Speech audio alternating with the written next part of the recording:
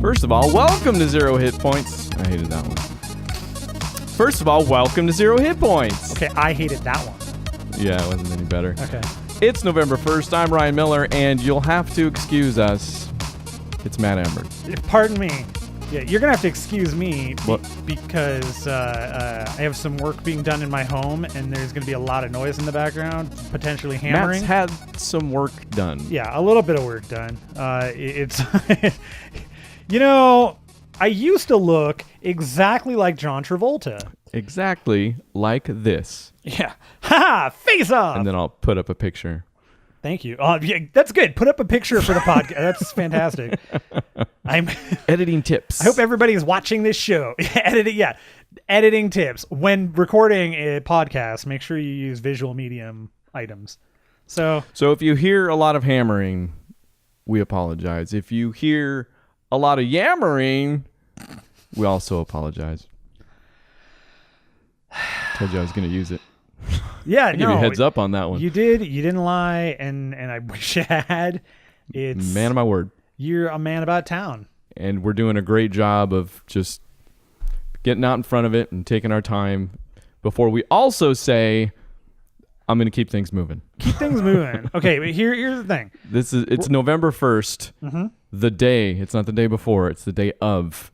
This thing still has to come together somehow. Look, we're gonna go fast. It's gonna be quick, but I do want to.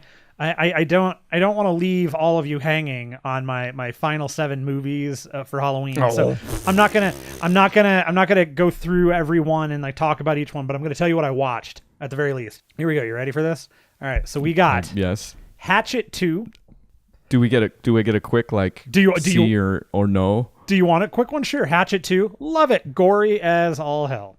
Okay. Shaun of the Dead. It's a classic. It's forever. The classic movie. Hmm. Scary Movie 2. My favorite of the scary movies. Oh. Specifically because Anthony, I can't remember his last name right now. It's Serpico. Remember we figured it out.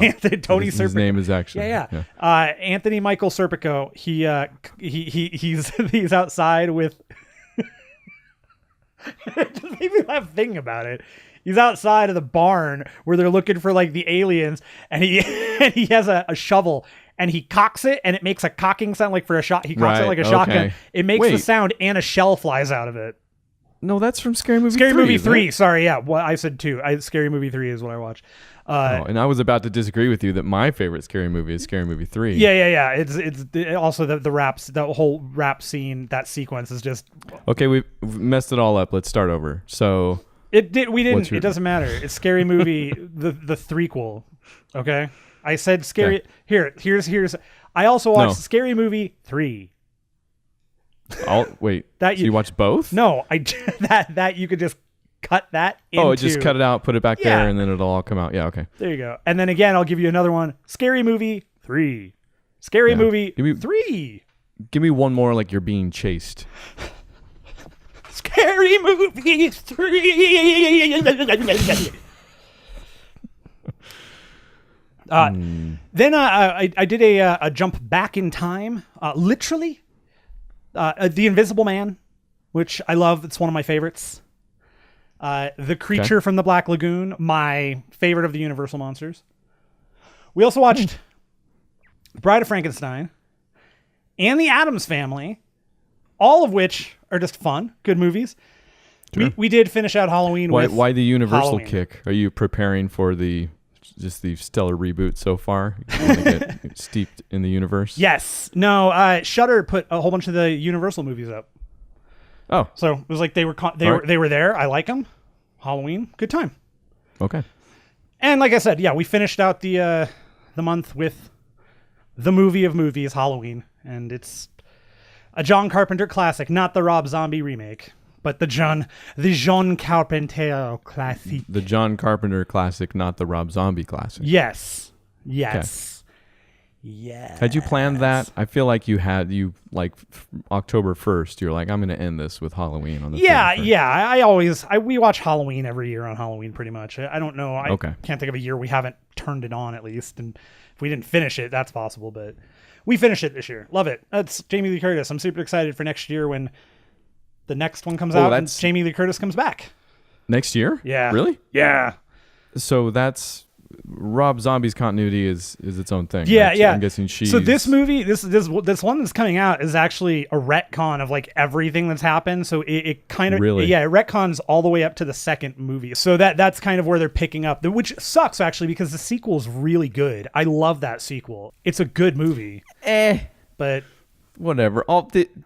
It's the same thing anytime anybody gets... This is my response anytime anybody gets like up in arms over continuities or reboots or whatever. It's that stuff doesn't actually exist anyways. It doesn't, no. And I think one of my favorite things... It never really happened in any event. The best part is if you do stick with that continuity, how weird it gets. Because by the fifth one, it's the sixth one, Paul Rudd is in it, and you find out that Michael Myers is a summoned, like he's the cult. There's a cult of Thorn is what they're called, and they've basically infected Michael with evil, which is why he is the way he is. It's a cult thing. Really weird. Dude, well, see, that's just smart then. Like, who in their right mind, what serious filmmaker, John Carpenter, would try and build on that, like the franchise at that point, rather than go back and just be like, what if just direct sequel? Oh yeah, because you're not going to redo the first. No, there's no point in trying to, and even H2O after. So 6. What is that? When the Thorn movie came out, when 6 came out, the next movies all completely ignored it. H2O was the last movie with Jamie Lee Curtis in it, where it takes place at it's called H2O Halloween. It came out on the 20th anniversary, I guess, of like 19. Still silly. I thought maybe it was shorthand for Rob Zombie's reboot. No, that's just called. Get it? Yeah, it's definitely watery. Like my, I don't know. I don't want to get into what's watery in my. Sure, that's systems. fine. No, it's your face. We've talked about this. It's good. Halloween's a good movie though. I like Jamie Lee Curtis a lot. She's the scream queen. She's cool. It's fun. Hatchet 2, which is the first movie I mentioned, it is super gory. Whoa. Does star Danielle Harris, who was in Halloween 4, and that is I have a special place in my heart for Halloween 4 because when I was very small, I was living in California when that movie came out, or I was visiting or something.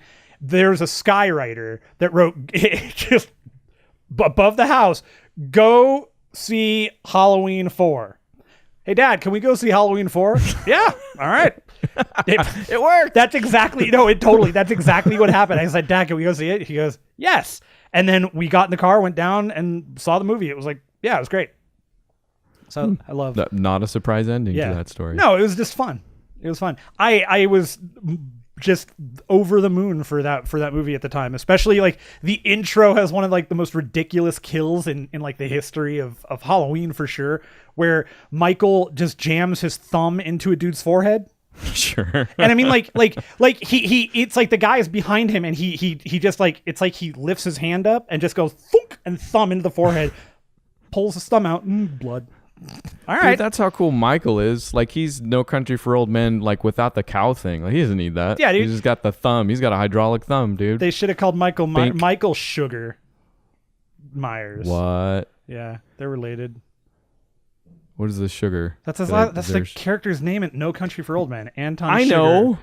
Yeah. I thought it was Bardem. That's his real name. Hey, Javier Bardem. Good. I'm glad this is how we skip the movie segment. Yeah, then. Let's not talk about it. Let's just move into video games.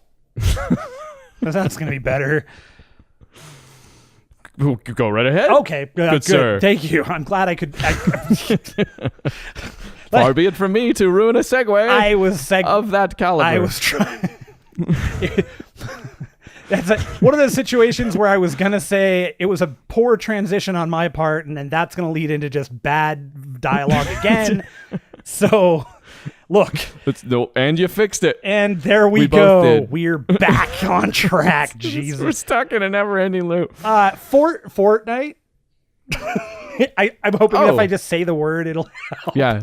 It will come just into say being. Video game. Look at that. We're in the game section. It worked. Fortnite. I played a whole bunch of the PvE this week. Actually, they last week on Thursday they dropped their Halloween event. They started their Halloween event, and they've got a whole section in the PvE area that's just Halloween stuff, and so it's all spooky, and you get different rewards that are Halloween based, and it's Can we really mention that briefly. Yeah. Last It's really cool. There's the that's how you get like the pumpkin launcher and some of the skins. And of course, one of the best ways to get V-Bucks, which are the currency that you can buy with actual money. So you use those V-Bucks are good for both PvE and the Battle Royale. And Battle Royale now has like a store that you can buy stuff in. I actually streamed a little bit of it last week because I got my PC kind of working again, I think. Yay. I'm very excited about this. I got some more things to change on it, but overall it's running much more better. And did you figure out what the problem was ever, or just? Yes, the problem I think is Windows. So I actually totally uninstalled. I wiped my. Checks out. I formatted the hard drive and reinstalled Windows completely fresh. So, all right. Yeah, we're gonna go back to the. I'm gonna try and install as few things as possible, just games and. That's right. I remember that was the. Did that fall away? Is that part of what maybe happened? I remember that was your goal. No, well, early on. a huge maybe. I mean, I didn't install a ton of stuff on there in the first place, so I think that some of it definitely came from there were definitely downloads that had to happen for when the Vive was broken. I had to do all sorts of crap with that. So I don't know. We're gonna see. But it works. Yeah, works now. We're good. The Looks PvE good. mode Sounded good too. Actually, I was there. Awesome. The PvE mode is really great. I'm a huge fan of it. I wish I had noted that it was on sale actually last week. And it's the sale unfortunately ends today. So today or yesterday? Today 11/1. Yeah. So you're too late. Hey, no, this will go out. You may save somebody. I probably won't. You may save a life today. How to save a life. I used to think that was shave a guy. How to shave a guy. You know what? It's kind of up to you. I like interpretive singing and dancing. I also did play a bunch of the Battle Royale stuff, which is what I was streaming. I love that mode. The more I play it, the more I love it. The more that version of Battle Royale I think is probably my preference. You like it better than Battlegrounds? I do. I really do. Dude, that last game you played on that stream, you were killing it. Like you had you got like 3 or 4 kills before you got into the house. Stupid. Is that right? I was so dumb. Why did I leave that? And I went back and I watched that stream, and what pissed me off more was that the guy was in the spot. So basically what happened was I did get a couple of kills. I got to a house that was like right in the perfect spot where the storm was. It was a good game. I mean, this is I feel like this is a bigger thread where everybody's like, oh, you just camp in the house the whole time. Like, what makes a good game or whatever. That was a good game. I don't care what anybody says. You got your kills. You played well. You got into a house. You camped a little bit in the house. But there was a dude across the way that had his eye on all of the doors all of the time. Well, so, they were, yeah. I mean, it's not like I was camping the whole game. It's part of the game. No, yeah, you were playing the game. I was taking a break. I was moving around the house looking, but at one point, the guy that ends up killing me, I basically run out the front door because the storm is shrinking, and I was on the edge of it, and I wanted to get in. But you could have. Let's not say you had to leave the house. No, I didn't have to leave. I wanted to leave, but what kills me here is that I was upstairs looking. What was it that you yelled out the door? I have no idea. I don't. You yelled something. I have to go back and look it up. It was like, I don't care, I'm moving, or something like that. That sounds like me. Yeah.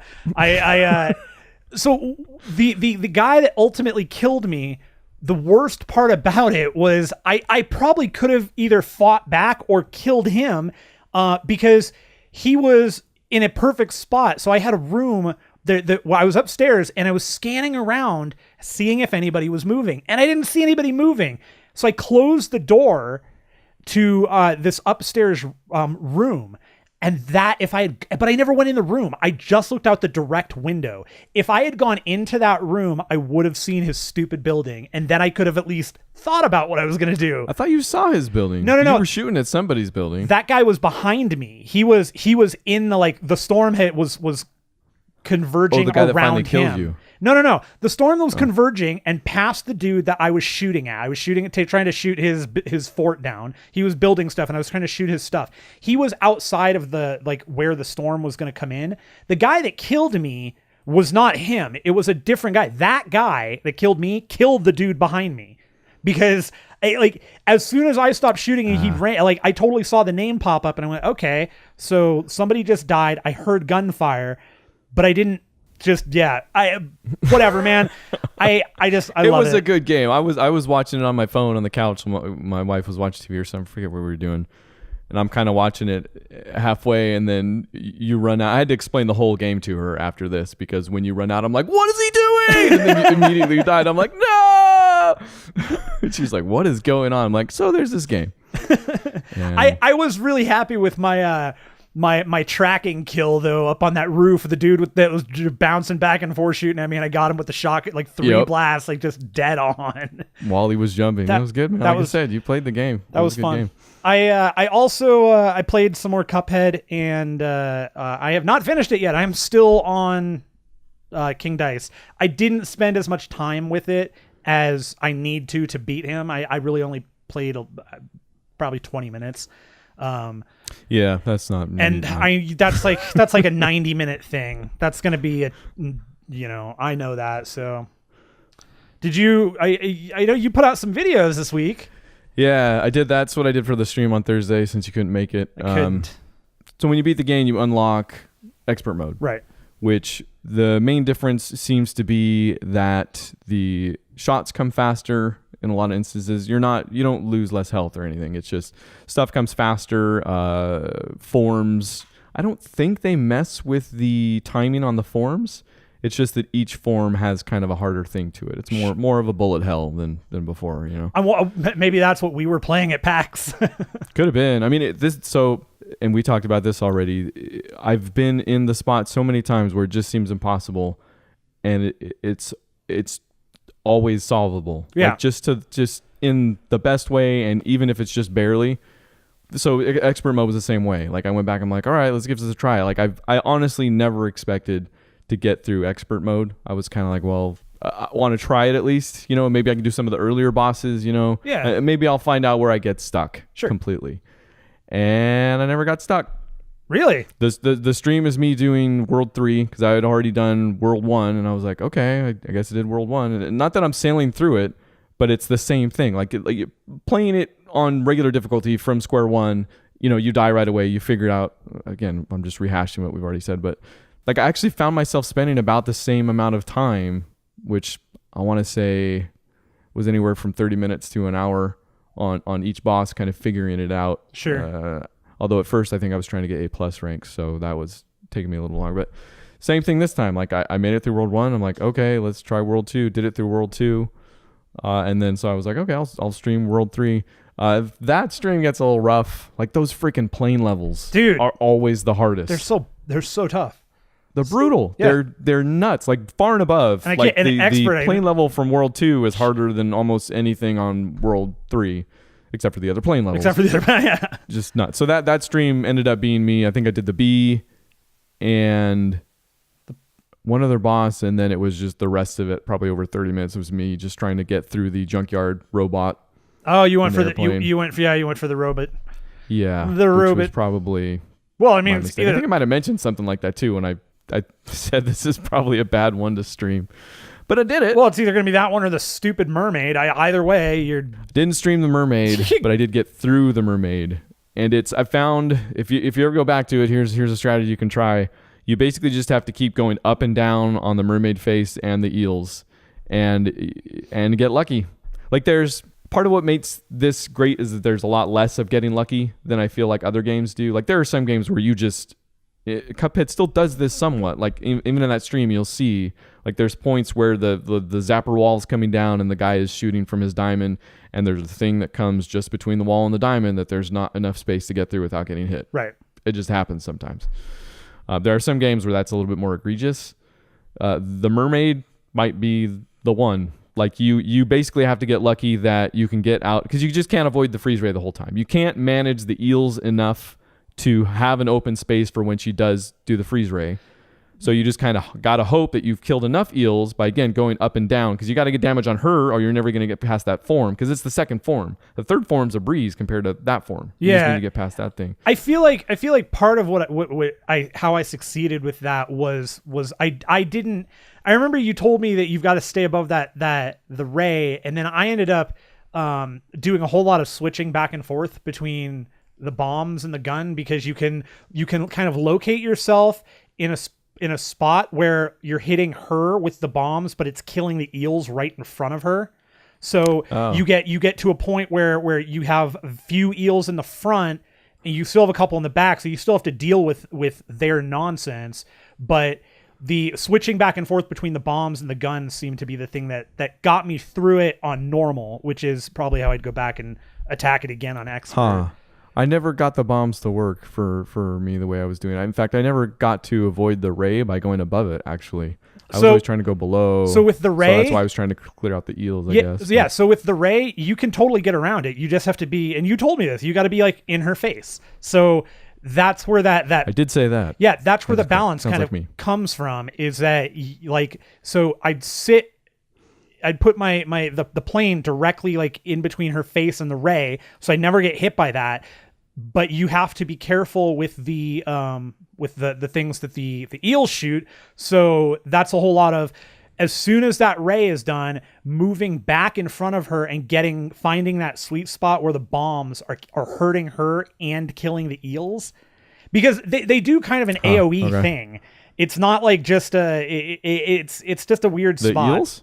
No, the bombs. The bombs do kind of an AoE thing. Oh, yes. Correct. So right, yeah. so you just kind of have to hit them, and when you start hitting her kind of lower and in the front where they spawn up, it gets most of them. Like there's the one in the back that I don't know that I ever killed, but but it was what it did was I don't think that was the other thing I gave up trying to actually clear out the eels completely all the time. Yeah, like you just got to do the best you can and get a little bit lucky. Yeah, and that's how I managed them. And then what would end up happening is I'd get back up to right in front of her, and then I'd shrink down and use the small size close range bullets so that the whatever eels were still shooting at me. Those, like, you can maneuver around those much easier, even with the ray going at the same time. I did often forget to turn into the little plane. Like, that's a common theme in that stream. I could have done that. Took me forever until towards the end. It was like one of those fights, too. It was that, and I think the Junkyard, actually, World 3 was the one where I went, oh, I need to use this function. Yeah.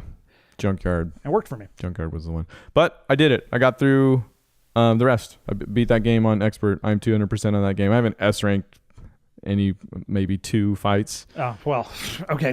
Yeah, I know, right? Yeah. So your S-rank is completing it on Expert without getting a single hit and getting all your parries and all that stuff. So right now you're dusting and you're trying to Mad Max it. I get it. You'll get there, man. You'll get there. What? Someday you'll get that reference. But until then, we will we'll move on. I also picked up the Stranger Things mobile game. We talked about this. I gotta. We did. Did you get it? Did you try that? I did. I've been playing it, and I'm like, that's a cool thing. I think I'm like 30% into it, and I'm really enjoying it. That's a cool thing. I almost wish, actually, I think on Android there might be a way to do this, but I wish there was an easier way for me to get that into my TV. Actually, I don't have a gamepad that works with my phone, so I wish there was a way to get that like in actual Nintendo form with a gamepad. Right. Like I would be. It's fine on the phone. It is a totally fun thing, and it's well made. And it appears to be completely free. Like, yeah, as far as I've gotten, I have not had to pay anything, and it's cool, man. I like it. Cool. And I will say I'm about halfway through season 2 of the show. Good. Okay. Yeah, I've heard mixed things. Like all of those people are stupid. Okay. They're dumb. They're just dumb. I'm not really expecting it to be as good as the first season. It's as good as the first season for me. Okay. All right. It's different. The second seasons just rarely are, is the thing. First, people don't get that first seasons are things that people have worked on for sometimes their whole life to pitch. Yeah. Second seasons don't have a lot to. I think you will be far more critical, and I think you will definitely think the first season is better. I don't think that'll be a question for you. I think they're equal. I think they're as good. There's some sophomore writing issues here. You definitely get some like, they have, which is what crops up because they have to do it, in far less time than they did the first one. And they now have, that's basically it. And there are a couple of like out of character things where you go, well, why is he dumb now? Like that's like, why would he make that? But again, the Lost conundrum. Yes. But understood. It doesn't ruin anything for me. It's just kind of one of those, okay, fine, whatever, because the rest of the show I'm the person this show's made for. So, you know, Gotcha. it's going to be real hard for them to screw up for me.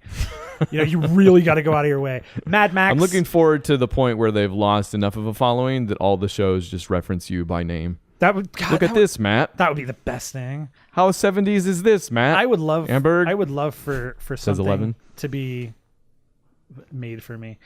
Yeah. Mad Max is a character in in the second season, and you meet Max pretty early on, and I think you'll like Max. Good addition to the show. I like him already. My favorite addition to the show, I will say this without giving anything else away, Shaun Astin. Oh, he's always good. Whoa, he's always neat. good. He's fun. That's cool. Yeah. Mr. Frodo. Master Frodo. That's it for me, man. That's all my games. Okay, that's most of my games too. I ended up playing Overwatch just because the Halloween event is over today. So they do the achievement things where they're seasonal, which I thought they would come back around. Yeah. But it looks like you might not be able to get some of the 2016 Halloween achievements using the 2017 mode. The 2017 mode's a little different. Oh, is it? Yeah. Okay. Yeah. What? Yeah. They bring in more bosses. There's 12 waves and like 15 bonus waves, I think. You can choose from 4 additional characters, I think. So now you can also choose other people. I'm not going to look at it. Good, because the event's over, so it doesn't matter. Yep. There was one for completing it with 6 different characters. So I did that. It was fun. It's good. Good game. I should get back into it someday. It's Overwatch. Maybe it's Overwatch. Yeah. Heard about it. Hey, I got an idea. Let's go ahead and honk some horns and go over to the trailer park. Oh, no. See, this is a much more upscale trailer park. I'm sorry. Let's honk some horns and go over to the trailer park. Pardon me. Do you have any Grey Poupon?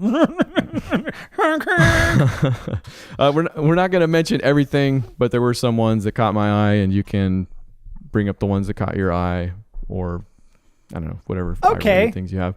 First thing I heard about was Guacamelee 2. Yeah, as soon as I saw that, I had to tag you in the thing. I was like, oh man. And that is why it's the first thing I heard about. It is. And also, I am actually I didn't see everything about it. I do know they've got 4-person co-op coming. Yep. Is it on? Which I don't think they had in the first. I don't think they had co-op at all. But is it online or is they it? Did. I just don't know if it was online. Is it couch local, co-op? Yeah. And I don't know for this one either. Yeah. That's cool. I like Guacamelee. That was a fun game. It's good, and it's a good. Super. C is a good. It's a good. Yeah, it's a good Italian Spanish. It's a good Italian Mexican name. You know, it's a very very nice. The trailer looks as good as the first game looked. The design was always one of the strong things. Definitely. Yeah. That's cool. They had a bunch of pretty games. Mm-hmm. These are one of them being The Gardens Between, which I talked about during PAX. I played it at PAX. Yeah. It's got a real look to it. Monument Valley, Tomb Raider Go aesthetic looking thing. You know that thing. A real monumental tumor. That's what Ryan thinks maybe. about the I garden don't know. between. The gardens between are tumors. Sure. No, that sounds like a fair euphemism.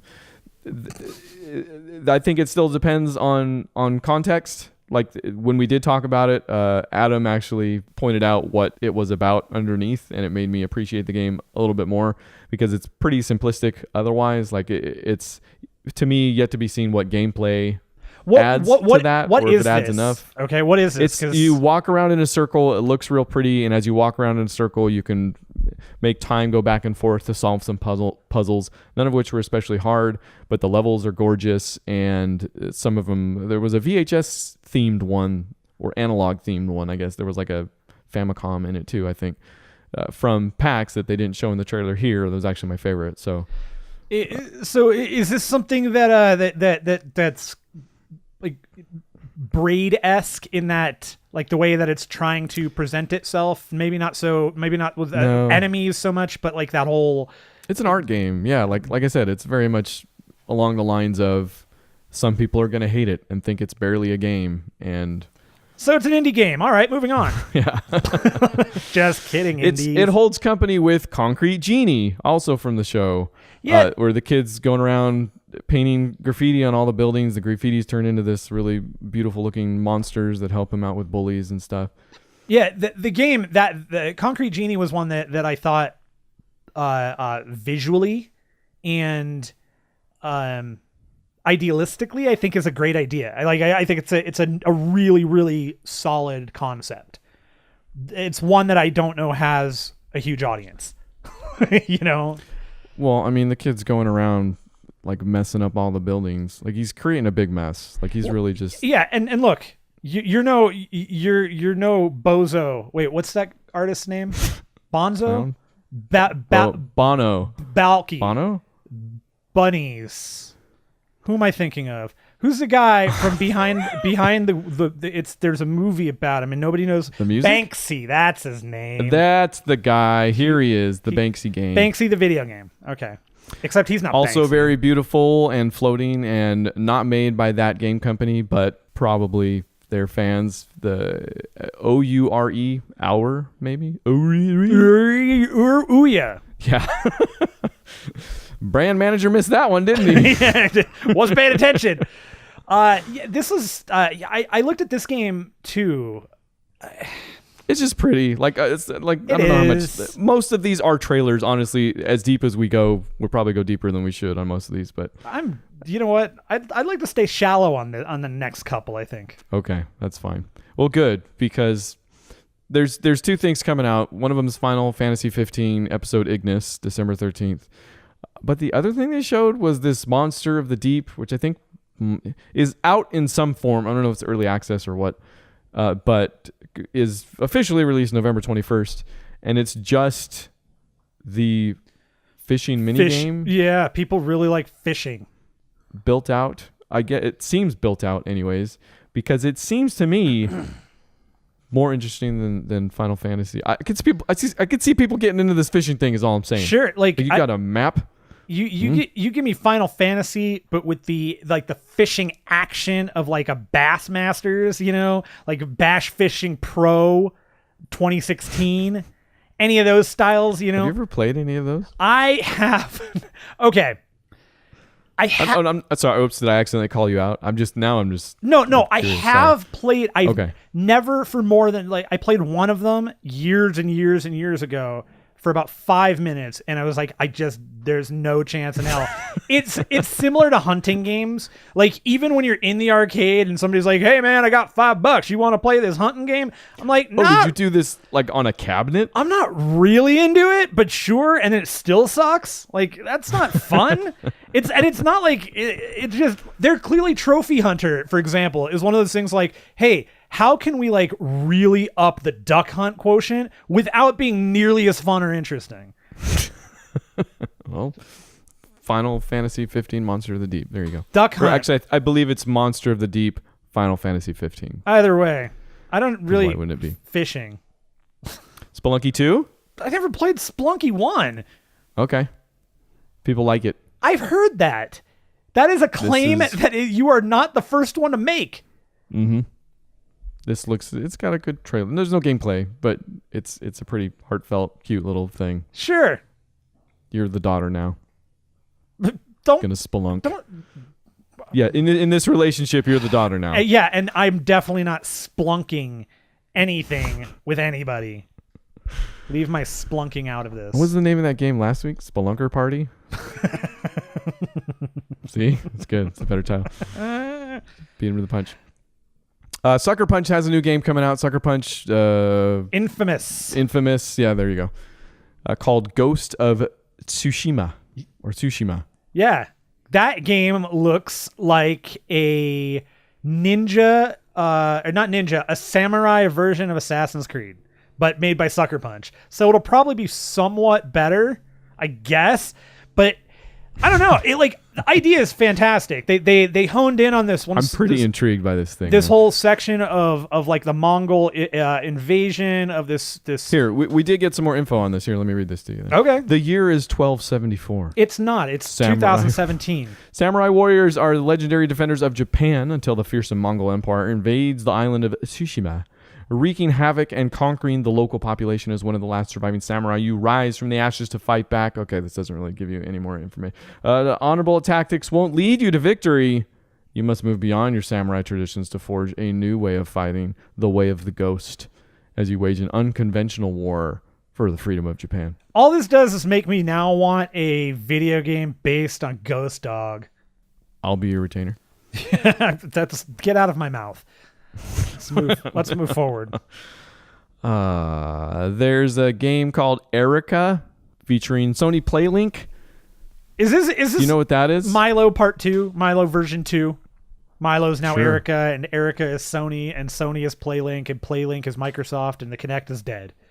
Do you kind of feel like Milo is still on in Peter Molyneux's basement? Peter Molyneux, that's his confidant. It's like his version of Jarvis.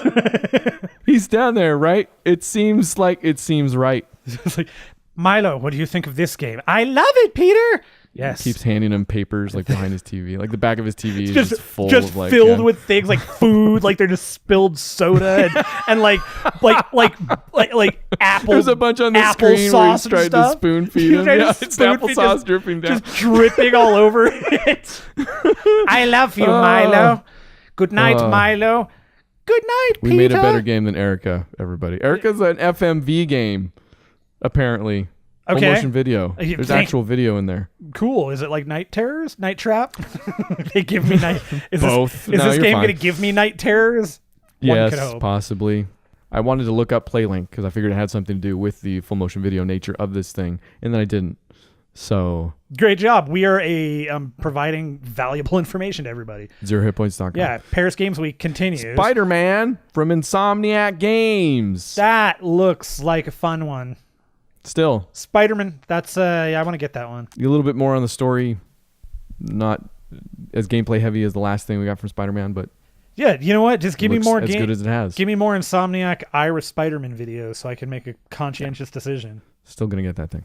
Probably very likely. At this point, day one, still bold.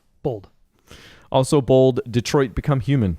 That was a bold trailer that they decided to roll here with and really interesting in the use of not telling you. I had no idea what the game was until the end. I totally. You never saw any of the other? No, I have. Stuff? I totally did not think this was that, and I don't know why. But based on every other, like this whole trailer is based around spousal and child abuse. Just general abuse. I mean, that's what it is. And it's child abuse. Yeah. Press X to not be abused. So the experience they'd been shopping around for the longest time was that one I played at PAX and was fantastic. Like, right. This is another day one for me, actually. I've never played a David Cage game, so I know there's a lot of controversy basically around him sticking the landing, I think, appears to be the thing with all his games so far. Based on just that vignette that I played before, where I was an android in a hostage negotiation situation where I let the kid die. Yeah. This appears to be another one where you can let the kid die. So definitely always let the kid die. You know what? There's too many of them. But then they go into the whole branching paths and like the different things you can do. So it looks like there's just a ton of ways to play these things out. The trailer was very fascinating. It was a really, like, to me, that was a really intriguing trailer, and I was really like, I was glued to it. I was, and that trailer, I was interested in the game based on that original, the hostage negotiation thing. And I'm similar in that I don't think I've played a David Cage game, but games like this, I've definitely touched on before. Indigo Prophecy. This looks fantastic. You know, it just looks good. I want to try it, and me too. That's my stripper name. I will be trying it. Indigo Prophecy. The funny thing about that is last time we talked about when we talked about the Detroit 2 Human at PAX thing was when Shaun was on the show. And after the show, he was like, man, hearing you talk about that, you got to check out this game. And it was Indigo Prophecy and totally made by same guys, Quantic Dream. I was like, I think that's the same company. Yeah. Yeah. So again, apparently they make a lot of things that I should try. They've got fingers in pies. We've heard. God of War, that new one coming out early 2018. They had a new trailer for. Mm-hmm. You're fighting monsters with your son, with your buddy, little son buddy. I just cannot get into these games. I tried, man. God of War 1 and 2, just so boring. Oh, this looks like it's totally different from that stuff. Anyways. But it does, and I'm not. Yeah, that's fine. I don't care about the story that they've already built. I definitely am not going to care about this one with Kratos and his kid. I don't care. It doesn't look fun to me. Like, it looks good, but that game does not look fun at all. And it's probably just because that's not my game, man. God of War. I fall in that same boat for me as Uncharted. And I think part of it is that I didn't get into those games until they'd been out for so long. And I don't want to jump into the most recent game. I want to play the games to understand the story. And even like I played through the first Uncharted and I'm like, this is just boring. Why? It's boring. That was not exciting to me. I'd never wanted to go to Uncharted 2 or further. The funny thing is I'm probably going to start those games within the next I know, week no, or so. and I think you are going to totally dig them. I think you're going to be like, man, this is a great game. Okay. Or I'm going to shoot myself in the foot immediately by having to play the first one before I play the rest of them, which by all accounts is probably the worst one. Didn't help. Wait and see. Yeah, wait and see. I still need to finish the first of these games, The Last of Us, that sequel, The Last of Us Part 2, that trailer again. I knew as soon as it started, I was like, okay, it's The Last of Us Part 2. Then it continued on. I was like, maybe it's not. And then it was. No, it was. Yeah, just lots of blowback I feel from that one too for the violence within. Yeah, they have a drag a woman up to a spot. They hang her, but she's not dead. She's like teetering on a bucket. They bring another woman in. They beat her. They break her elbow by beating it with a hammer. Mm-hmm. And then all the bad guys are killed. So I mean, you're vindicated. Yeah. I don't really know. What are you complaining about? I don't know. Yeah, what are you complaining about? There was. It's a good trailer. I know what they're complaining about. There were issues with violence to women. There was issues with contextualizing the violence period, which I think was an issue with The Last of Us, the first Last of Us. Like, that was a question that popped up a lot of times, but I felt like, gaming culture can be bloodthirsty, right? It's something that there's been a reaction against as of late, I think, within the last few years at least. And I think a lot of people are trying to figure out, a lot of conscientious people, most of the people don't care. They're going to play this thing. But for the people that want to treat it like a serious work of art or what have you, they have legitimate questions about, is this violence still going to be contextualized like it was in the first one, right? In a way that wasn't just like, pandering to bloodthirsty gamers or whatever you want. It's still a question. I don't know why you'd be mad at the trailer. I feel bad for even saying it wasn't as violent as I was expecting. Like, I saw some of the blowback before I watched the thing. I was expecting, like, freaking, speaking of God of War, like something like that or something. But yeah, and it was brutal. Don't get me wrong, but it's brutal, but it's also not super gory. And I wonder if that is true. Is something that for a lot of people, like even for for you, if that's okay. Well, I was expecting more gore. Whereas if you consider the concept and the brutality of holding somebody down and beating their arm with a hammer, and then the thing that I have to wonder, whoever wrote that has to know about the Toolbox murders, because that's straight out of it. And more than anything, I'd be interested. I do not know of those. Yeah. Okay. So I will give you a brief history on this. No, because it's bad. I'm going to keep this movie. Don't. Fine. In fact, don't. But this is a large conversation. I am desensitized. I'll give you that. Like, there's a part of me that always feels like I should be more bothered than I was. I just didn't feel like, none of it seemed exploitative, I guess. No, which is not at all. Where I draw the line sometimes. This was another one where I think even contextually within that trailer, the context is given to that. You can tell that you've got factions and it's clear. So this is what fact. It's a bleak world. Yeah, like none of that was. This is it's The Walking Dead. At odds with the universe. Yeah, exactly. Yeah. It's in this case you had somebody trying to be a Negan Jr. Last of Us Part 2. But some of these I'm going to rattle off as well. The Destiny 2 Curse of Osiris DLC. They had a trailer. It's coming out in December. There was some stuff on the Far Cry 5 co-op mode. It basically just looks like the same old promise that it doesn't change. You can play the whole game, all missions in co-op or not if you want. Yeah, fine. I really want to play co-op, missions. I'm sure it's fun. I mean, that's using co-op the right way. Stuff is usually better when it's co-op. Yeah, I want to play that game. Co-op. All right. I see what you're getting at. The Hong Kong Massacre looked pretty arresting, pretty cool. Like the trailer, maybe more so than the game. It looks like just a twin stick shooter. Yeah. But very impressive. And then the guys who made MotorStorm are making a game called Onrush. Which I keep hearing that and I keep thinking of Arrested Development, and I'm just Onrush. That's Onyang. Onrush. But I commend you for always thinking of Arrested Development. Wait, commend or command? I command you to always think about Arrested Development. No, I command you to always think of Arrested Development. Got it. Okay. Upon which, when you do, I commend you. That's brilliant. Like it's a self-fulfilling like feeling of goodness. Not as self-fulfilling as you might think. There was still a bunch of Star Wars Battlefront stuff, Call of Duty, World War II, Shadow of the Colossus remake, Looks good. Monster Hunter World. Plenty of stuff in there if you want to check it out. There was also lots of VR, PSVR trailers. None of it really. Do you want to mention any of those specifically? There was one game that totally stood out to me, and it was I absolutely I saw it, and of course it's called Sprint Vector, and it looked basically like a racing game where you're playing with other people, but you're on rollerblades. And all I could think of is I love this, and now I want a VR Prayer of the Roller Boys video game. Because it looked like Skitchin, but without the car. Like, you didn't have the cars thing. Like, so it was you're rollerblading in VR. It looked cool. Can you look down and see that you're wearing really short shorts from the 70s? I hope so. If I can't look down and be, if one of the options is not the the Speedwalker outfit from Malcolm in the Middle that Hal wears, like, I'm out. No tracksuits, maybe. No tracksuits, no money. That's for sure. Yep, there you go.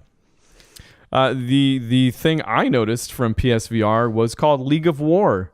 Because it was the worst trailer. Yeah. Oh, I don't know. I can't remember the game at all.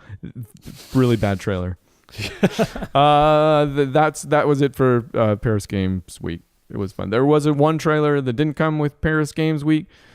So if you did want to have a normal American trailer park type expression, now would be the time. Yeehaw. Injustice 2 Hellboy, which we already knew was coming, but they did a full-on trailer. Looks so good. He looks so good. Looks cool. He does look cool.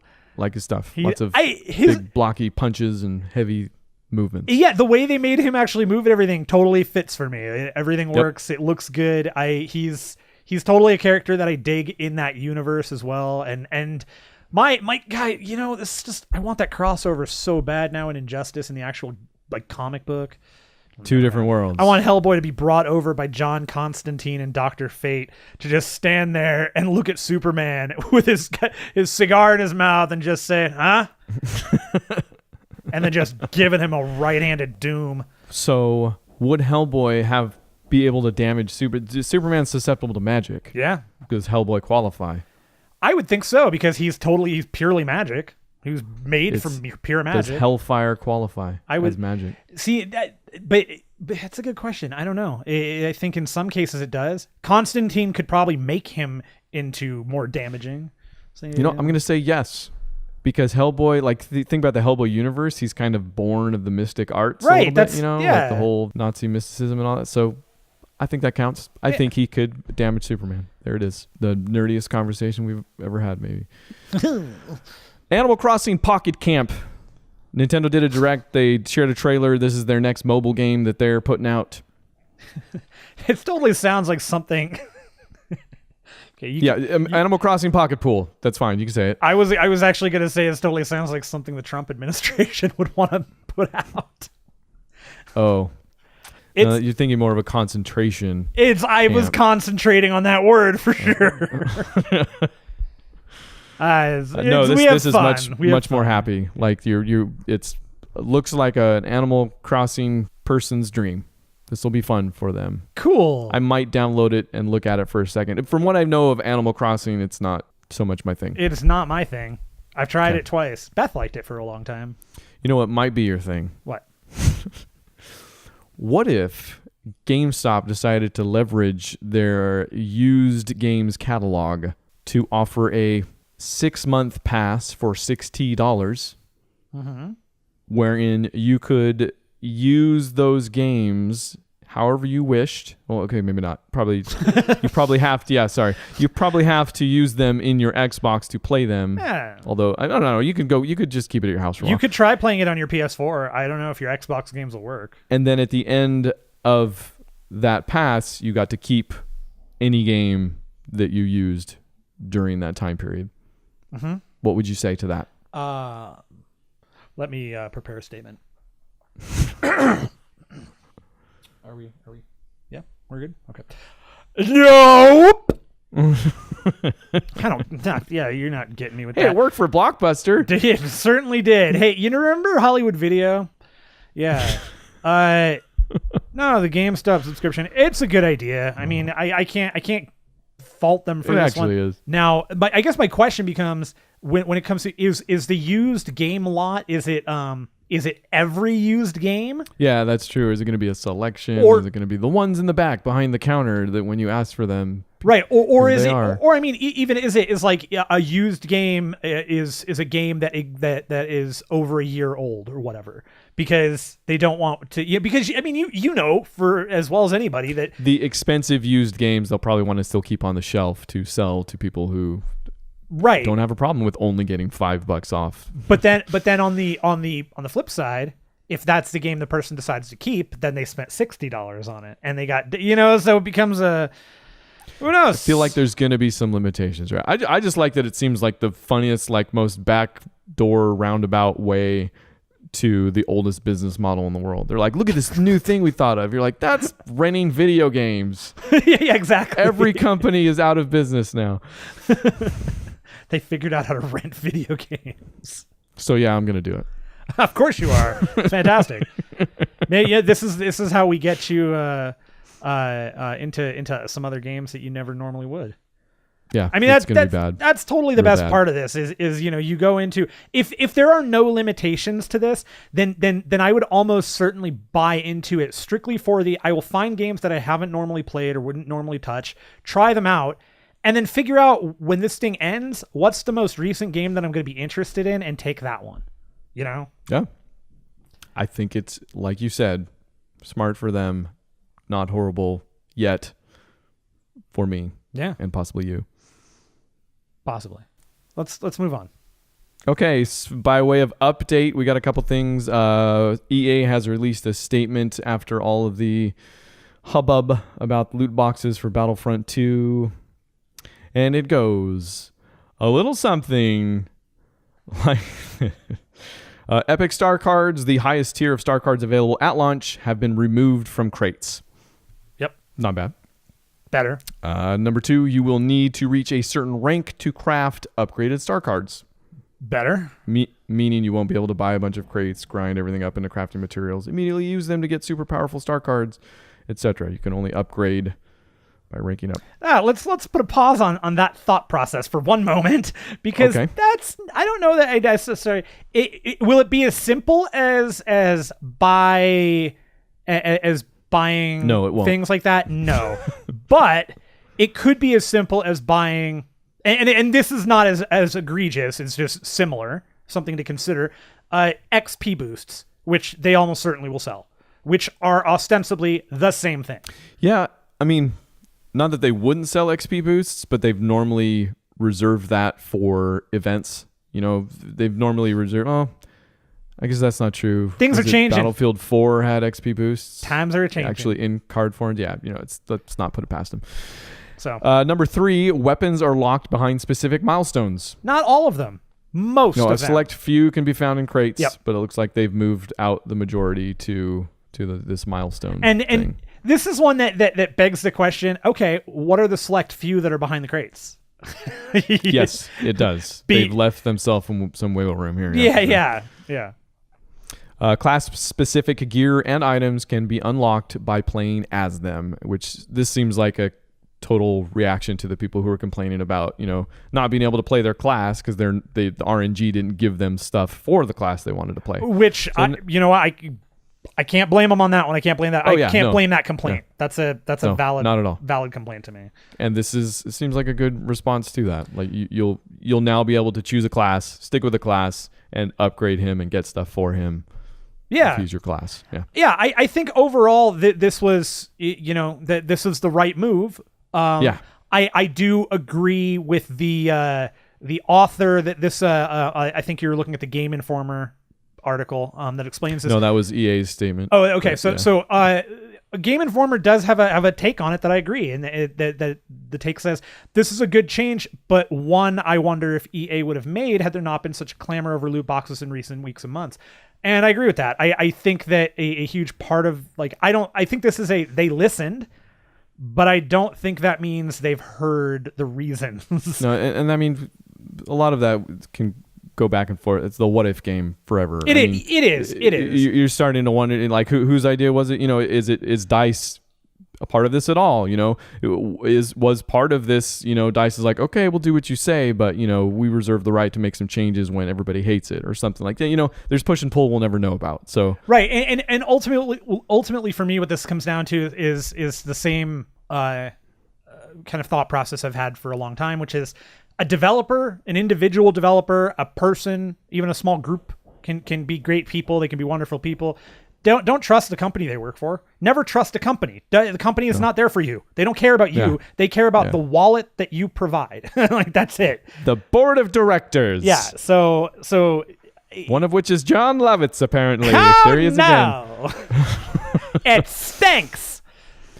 Also, by way of update, we talked a little bit about the Visceral games closing down and that Star Wars game having to quote unquote pivot and what that meant for single player games. There was a pretty great article from Jason Schreier on Kotaku. He's very good and has, it seems, a lot of contacts. Like anytime there's a thing that happens and then there's an article that uses a bunch of anonymous sources to say what really happened, it's usually from Jason Schreier, it seems. And this time he got a lot of inside lines on what actually happened with Visceral. It looks like there was a problem with lack of resources. The vision was a little too ambitious. With Amy Hennig at the head here, there was a lot of the Uncharted Star Wars was the thing you always heard. Apparently what Naughty Dog does with Uncharted, not everybody can do, turns out, if you believe it. I don't. And it was apparently a tough call for Visceral. A difficult game engine. Apparently they're having a lot of problems with Frostbite, which is a first-person shooter engine, turning it into a third-person action game, I guess. Amy Hennig, it looks like, clashed with some of the staff, for better or worse. Like, you don't really hear anything bad about her, just that, it was rough sometimes, and she had a different work style that didn't really work. It goes back a ways. Like, apparently the whole management structure of Visceral was flattened out at one point, to be kind of more like Valve, where nobody had a boss, nobody was a manager, but then they tried to do this thing and it wasn't really coming together. So there was some toxicity, some clashes with EA itself. So there's a chance, in fact, there's a quote from one of these sources, like a Visceral employee, who says, "Honestly, it was a mercy killing. It had nothing to do with whether it was going to be single player. I don't think it had anything to do with that. That game never could have been good and come out." So. Yeah, that's fair. When you got Visceral employees saying that, and especially if you've got multiples, it's definitely more to it than, there's always more to it. But, and again, not that any of your or our single player fears aren't going to be borne out or don't actually exist in one way or another. In fact, if anything, the actual EA statement should tell you that they do. Yeah, absolutely. They came out and said something. You can look it up. It was Andrew Wilson talking to GameSpot, or probably everybody, and this is GameSpot's take. But he says it wasn't about the single-player game thing, but I think all of his words basically amount to it was more about, or it wasn't only about the single-player games thing, but even though that's not exactly what he says. So it's still about that. Yeah, I mean, it's definitely about that. He's, if you're gonna take him at his word, I've got a bridge that I'd love to sell you. It's one of those things. That dude's not being on the level with anybody about it. No, he can't say that. Right. No, if that single player game was gonna make a bunch of money, according to his analysts or whatever, he'd still be making it. That it would have just passed to somebody else, but they think it's going to cost upwards of 100 million. That's going to be a harder sell. They might only make a bigger risk.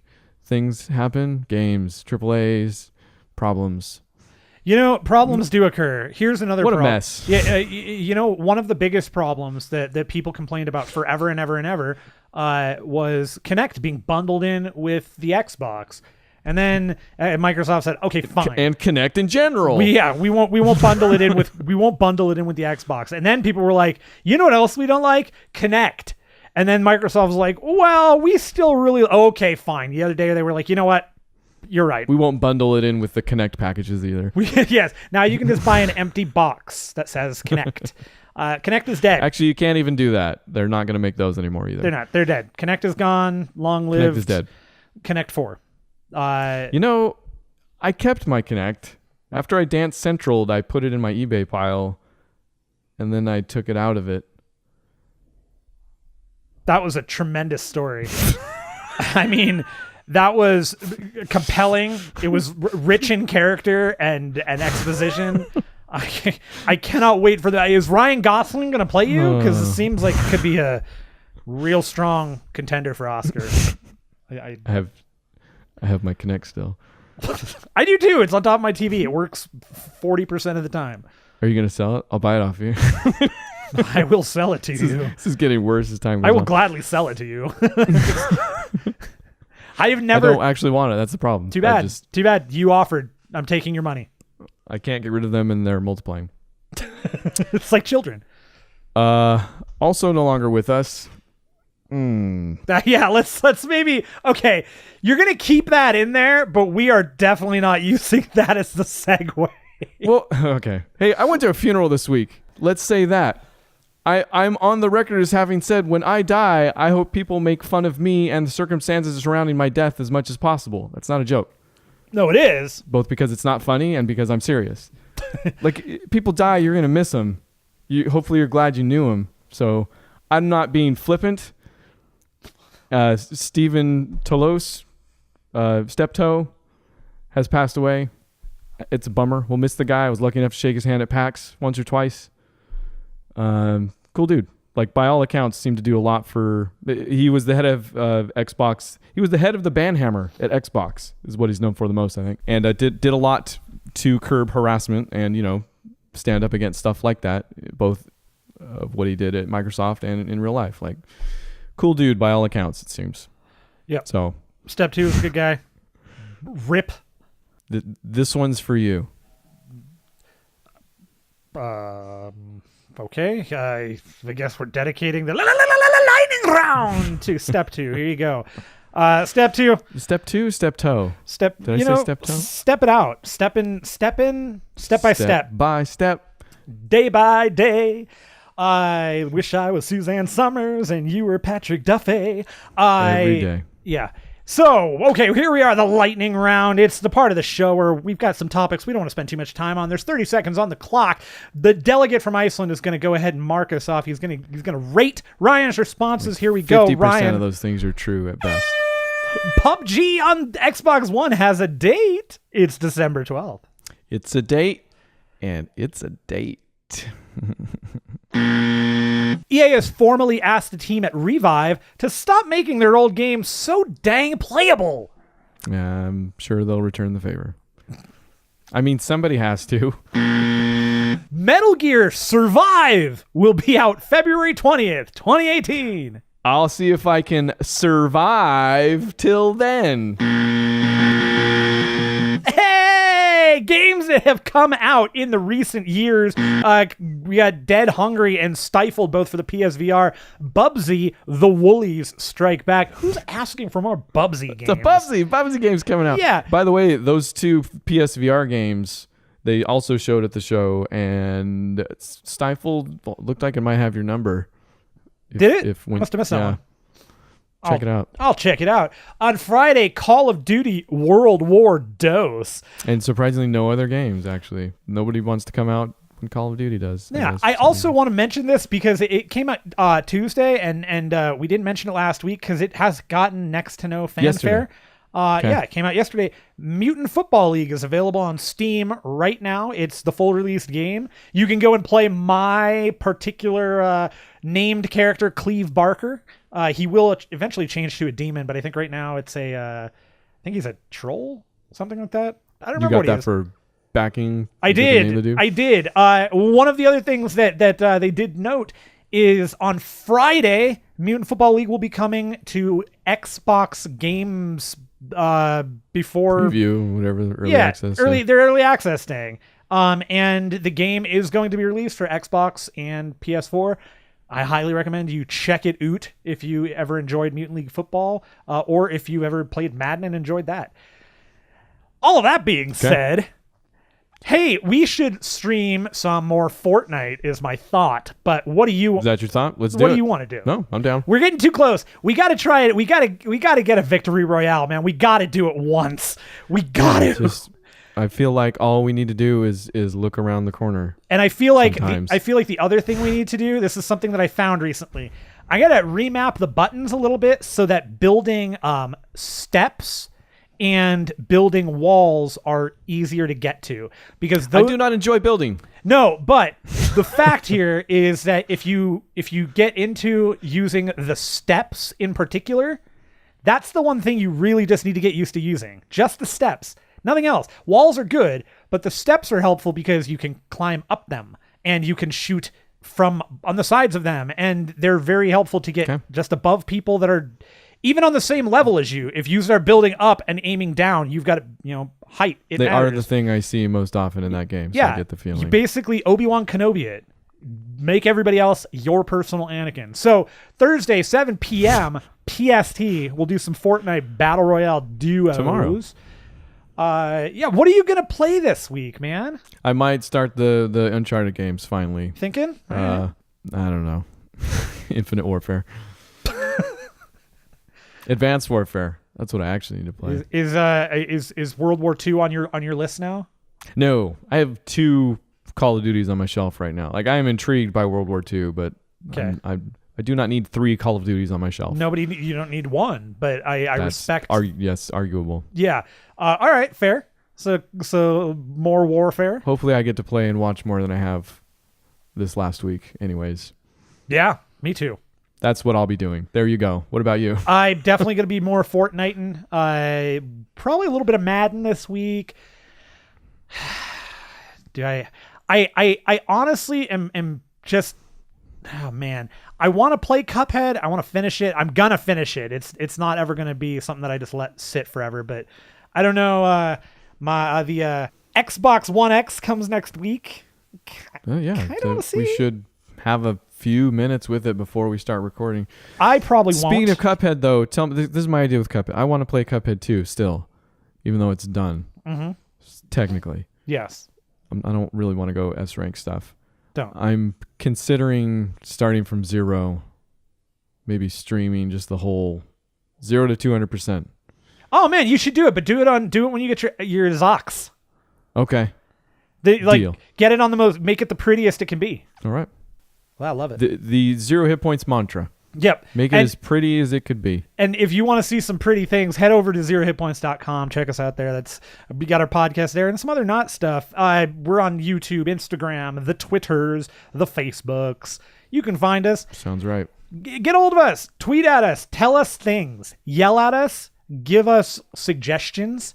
Give us critiques. And then, we're not too good for you. We'll respond. Yeah, we will absolutely respond. You can email us, podcast@0hitpoints.com. But if you just want to tell me how annoying I am, Matt@0hitpoints.com. Call me on the phone. Come over. What are you doing later? Ryan@0hitpoints.com. Just do it. He'll give you his address. What's your name? Yeah.